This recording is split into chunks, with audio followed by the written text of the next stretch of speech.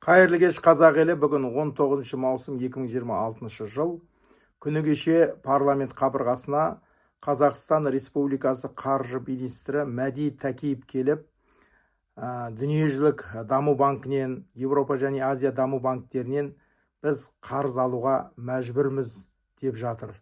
Өйткені біз 11 жылға 1 миллиард долларды қарызға алсақ, оның 5 жылдан кейін және жеңілдіктері пайда болады. Сондықтан біз сырттан қарыз алып, ішкі өнімге тапшылықтарды қарастырып жатырмыз. Сөйтіп шешім қабылдадық. Біздің жоспарымызда іштен алатын болсақ, біз ұлттық қордан да міне 2 триллион 600 миллион қаржы бұны жаппай жатыр. Өйткені 2026 жылға дейін Қазақстанның сыртқы қарызы 181 миллиард доллар қарыз екенбіз. Енді осылардың барлығын есептеп келген кезде биылғы көрсеткіш ішкі өнім біздің сұранысымызды қамтамасыз ететін 19 триллион, ал өзіміздің ішкі айналым болатын болса 27 триллион теңге қаржы керек деп жатыр. Осының арасындағы 8 триллион ақша біз шеттен алуға мәжбүрміз деді. Сондықтан жалпы алатын болсақ, дүние жүзінде сыртқы қарызы бар мемлекеттер, барлық мемлекеттерде бар десек, тек Лихтенштейннен басқа.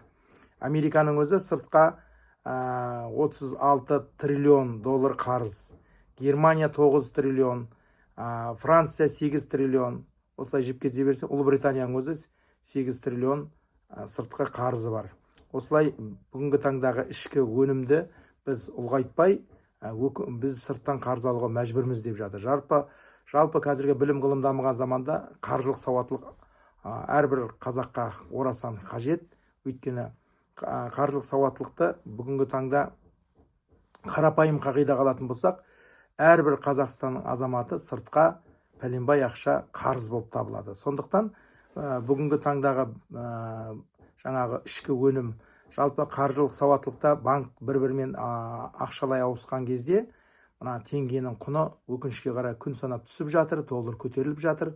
Былқылдақ-сылқылдақ. Осыған байланысты жалпы ішкі қаржылық сауаттылыққа мемлекеттердің арасындағы экспорт бар, импорт бар, логистика бар, жалпы қаржылық махинациялар бар, қаржылық сыртқа шығару, алып келу, бұның барлығына екінің бірі түсіне бермейтін дүние. Сондықтан біз қашанда қарыз алған кезде оның орнын толтыратын ресурстарды да ойлағанымыз абзал. Өйткені біз сырттан қарыз алып халықты асырауға мәжбүр болып отырмыз. Өйткені біздің іштегі шығатын жер астындағы үстіндегі қойнауында жатқан бүкіл шикізатты сыртқа сатумен ғана айналысамыз. Өзіміз өндіре алмаймыз. Бірде-бір завод, фабрика Қазақстан Республика азаматтарының игілігіне емес, шеттен келіп мұнайың болсын, мысың болсын, алтын, кальций, натрий, кешегі вольфрамның өзін шеттен Америка ар жағы, Америка бер жағы, Европаға кетіп жатқан мұнайларымыздың барлығын теңін жартысынан көбісін игіліктерін Ресей Лукойл алып қояды. Мына жағында барлығын қарап отырсаңыз, бізге пайыздық өлшеммен алатын болса 10%, 20% ғана біз өзіміздің ішімізден шығып жатқан, өзіміздің жер астындағы қойнауында жатқан барлық шикізаттардың барлығын біз су тегінге беріп жатырмыз. Өкінішке қарай бізде өндіретін, біздерде завод әлі бар болғанмен, мына Павлодарда, Шымкентте қарапайым мына жанар жағармайдың өзін өндіретін, Атырауда осы 3 қалада бар мұнайды өндіретін, керосин, солярка, жанармай, бензинға істейтін заводымыз тоқтап тұр.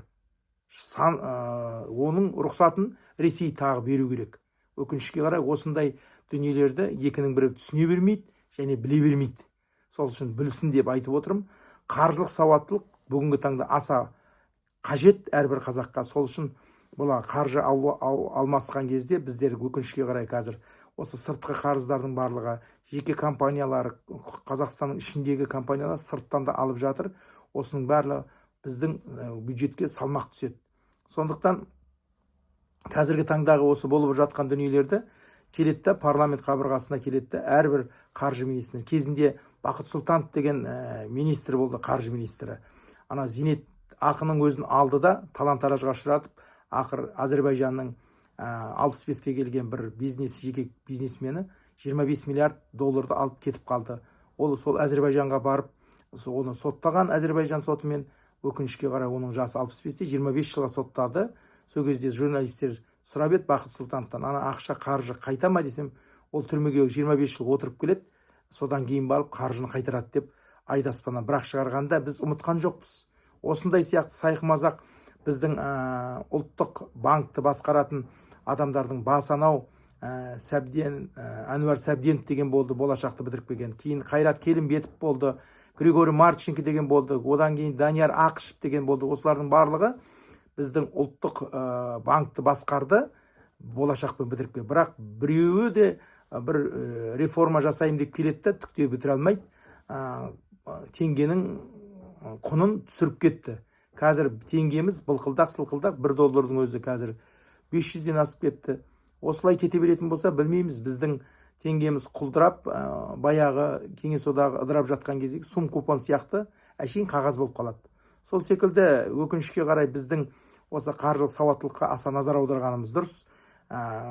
Балабақшадан тіпті көптеген мемлекеттер балабақшадан мектепте, жоғарғы оқу орындарда үйретеді осылай. Қалай қаржыны жұмсау керек, ақшаны тиімді бағалап, оның әрбір тиынын сауаттылықпен, оның қалай өсім пайызын зерттеп. Өкінішке қарай бізде келеді, сыртқы қарызды көбейте береді. Жыл өткен сайын қомақты қаржы алып жатыр. Қазақстан Республикасы оны қайтарылымы, ертең оны кім қайтарады? Қазақ айтпақшы, қарыз алған адам қашқалақ. Біз қашқалақ болып жатыр біздің мемлекетке. Дүниежүзілік даму мемлекеттік даму банкінің өзіне оларға бәрібір бере береді 1%, 2%. Сондықтан өкінішке қарай біздің қарызымыз өскен. Оның тетіктерін жабу үшін бізге сауатты экономистер ауадай қажет. Өкінішке қарай бізде қарапайым халықтан ешкім ештеңе сұрамайды.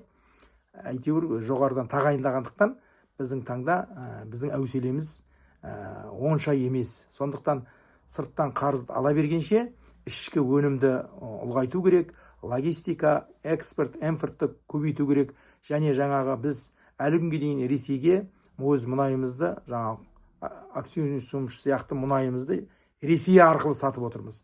Басқа тетіктерін ойлап табу керек, өйткені Ресей өзінің пайызын алып қалады. Сөйтеді қоқан-лоққы көрсетіп отқанын біз көзімізбен көріп отырмыз. Сол секілді біздің тетіктеріміз әсіресе кетіп қалатын Қазақстан темір жолы, инфрақұрылымды дамыту, жалпы сыртқа транзиттердің пайызын, салығын алуын жоғарылату керек. Өкінішке қарай бізде қазір халықтың қамын ойлайтын бірде-бір жоғарыда адамның жоқтың қасы некен саяқ десек артық айтқандық болмас. Өйткені біздің қарапайым халық жоғарыға өкпелер қара қазандай. Өйткені қарапайым халықтың тұрмыс тіршілігін күнделікті азық-түлік қарапайым, шерге ас, киерге киімнің өзі күн санап жоғарыға шығып жатыр, бағасы көтеріліп жатыр. Оны екінің бірі ала бермейді, ала алмайды. Өйткені қаржы жетпейді. Халқымыздың тең жартысынан көбі банктерге тәуелді. Қарыз, кредитпен қазір той жасап жатқанын көріп отырсыздар. Кредитке киім алады, тамақ алады. Кредит жаңағы Каспий банкте Каспий жұма деген пайда болды. Осының барлығы қарапайым халықты белшесінен қарызға батыру. Онсыз-ақ та шықпа жаным шықпа, айлығы шайлығына жетпей жүрген қарапайым халықтың тұрмыс тіршілігі, әлеуметтік деңгей әл-ауқаты күн санап төмендеп жатыр десек артық айтқандық болмас. Өйткені біз көріп жүрміз қарапайым халықтың ішінде болғандықтан. Сондықтан әрбір қазақ ойлану керек. Оның банктен қарыз алғаннан кейін оның берешегін ойлау керек. Ертең оның пайызымен қайтарады. Ең дүние жүзінде, жер бетіндегі ең пайызы жоғары ол біздің Қазақстан Республикасы. Үй алсаң да 25 жыл, 20 жылға үй алады, 30 миллионға үй алады, оны ертең 90 миллион, 100 миллион қылып қайтарады 25-30 жылдан кейін. Әрине оның бағасы құнсызданады, бірақ өкінішке қарай осындай қарапайым халыққа басқа барар жер, басар тауы жоқ. Әйтеуір ауылдарын тастап, шалғайдағы ауылдан көшіп Астанаға, солтүстік өңірі, батыс жақ Атырау жақ үлкен қалалар, оңтүстік жақ Шымкентке, мына жақ Алматыға, үлкен мегаполистерге көшіп жатыр. ауылымыз. Ал бос ауылдық шалғайдағы ауылдар қаңырап бос жатыр. Дана қазақ бір ауыз сөзбен айтады: бос жатқан жер жау шақырады, бай жоқ қатын бай шақырады дейді. Мен емес, қазақ айтқан. Сондықтан біздің ауыл, шалғайдағы ауылдар бәрі қаңырап бос қалып жатыр. Осылардың барлығы біздің үкімет әдейі сөйтіп істеп отқан секілді түйіледі бізге. Өйткені қарапайым халық банктерге белшесінен қарыз. Қазіргі таңда мен кеше ғана мен естім, банктер қазіргі енді сұрқия сұм саясаттың арқасында Қытайдан жапа-тармағай бүкіл арзан көліктерді 2 миллион, 3 миллионға әкеледі деп, жерге 9 миллионнан сатып жатыр деп естіп жатырмыз. Сенің тіпті қара тізімге ілінсең де, көлікке пайызбен 1 миллион артық ақша төлеп, пайызбен көлікті ұстата береді, бере береді. Ай сайын төлеп тұрасың. 8 жыл, 9 жыл, 10 жылға өйстіп беріп жатырғанын естім. Сол секілді жалпы біздің елде онымен айналысып жатқан ешкім жоқ. Сондықтан сыртқы қарызымыз күн санап өсіп жатыр. Оның қайтарылымын ешкім ойлап жатқан жоқ. Ал қарапайым халық үкіметке, билікке қарыз, сол үшін олар үндемейді. Қарызы бар адам әрине бүкшеңдеп ештеңе айтуға қауқары жоқ. Өйткені ол қарыз, банктерге қарыз. Сондықтан біздің қарапайым халық билікпен, саясатпен шаруасы жоқ. Саясат ана жоғарыда отырған шенді мен шекпенді бай бағланның барлығы ертең өзінің дегенін істеп отыр. Сондықтан бізде арнайы жүйе қалыптаспаған, өкінішке қарай. Ортасын билік пен қарапайым халықтың арасында мен секілді, алтын көпір секілді салиқалы, сауатты тілмен сауатты қаржылық сауаттылықты арттыру керек. Өйткені ешкім ештеңеден хабары жоқ. Айтсаң айтқаның ауыз жаман, жылағаның көз жаман демекші. Осындай дүниелерді айтуымыз керек. Сырттан қарыз алып халықты асырамақшы. Бұл о заманда бұл заман қазақ ешқашан тіленші болмаған, қайыршы болмаған, өз елінде өзі жеткілікті, ешқандай қазақ масыл болмаған мемлекетке.